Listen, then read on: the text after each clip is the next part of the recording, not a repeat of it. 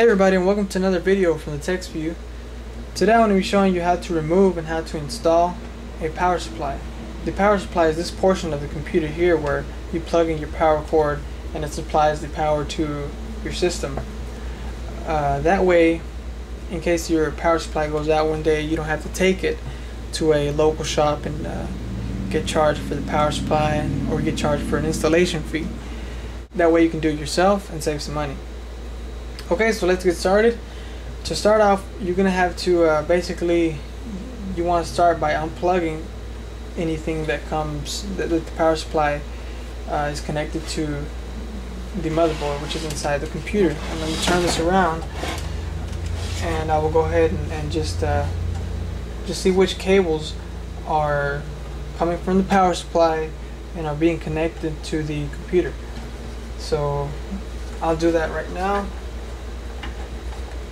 Basically what we're going to do right now is I'm going to remove it, and when we install it I will tell you what each cord is for and where it goes.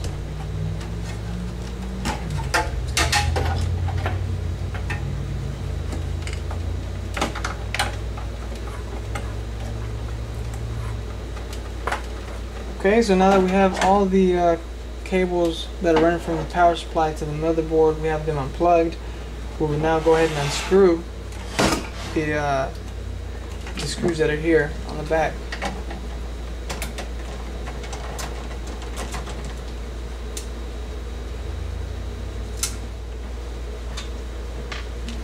Okay, now that is unscrewed, we will just remove the power supply and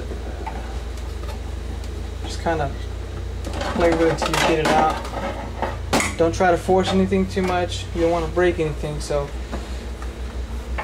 there it is, the power supply by itself.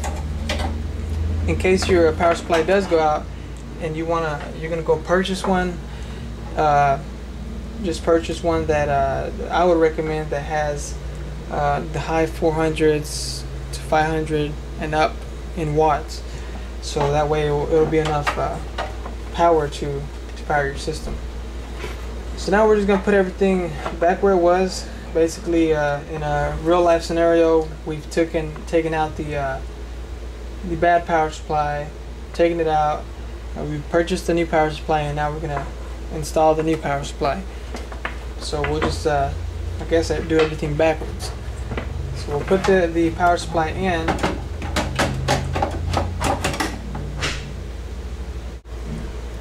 With the power supply in, we will go ahead and screw the screws to it.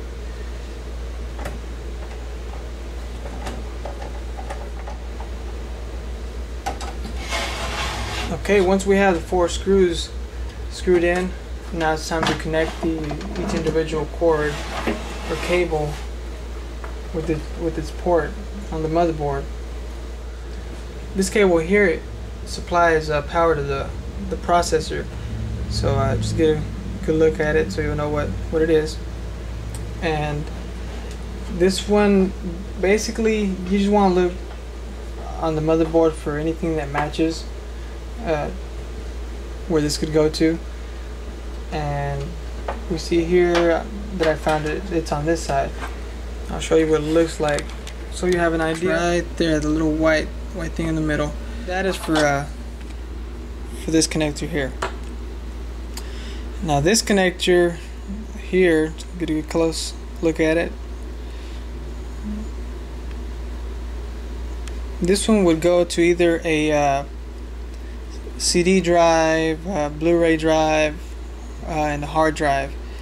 So the hard drive is over here. That's the hard drive, and we have a CD drive, which is this right here. We're looking at the back of it. So this port would go to either of those devices.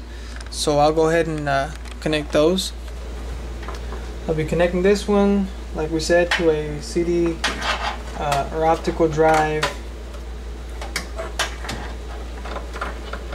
So it'll supply power to that. We'll connect the other one to the power supply. Okay, Like we said, we'll connect this one to the little spot that I showed you.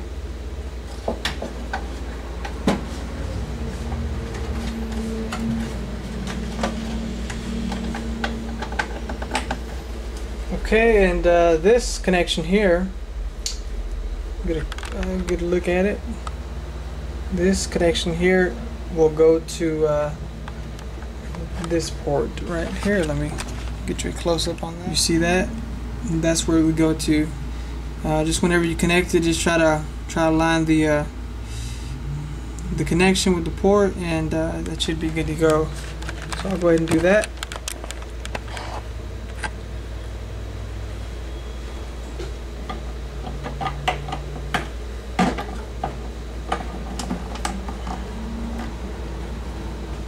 Okay, and that's it for the connections for this particular machine. As you can see, we have some left over. What you want to remember is you want to have power to your hard drive, you want to have power to your CD drive, you want to have power to your motherboard and to your processor. And then if you have anything left over, don't get worried about it. It's just extra connections. This type of connection here is basically for older type hard drives or CD drives. These go on older type computers. Nowadays we're using this kind of connection here.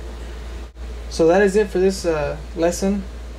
If you have any questions or any comments, send me a message and I will try to answer any questions that you have to the best of my ability. And if this lesson was helpful to you, just please rate 5 stars and comment below. And I guess that wraps it up for this one. So so long, and I will see you on the next one.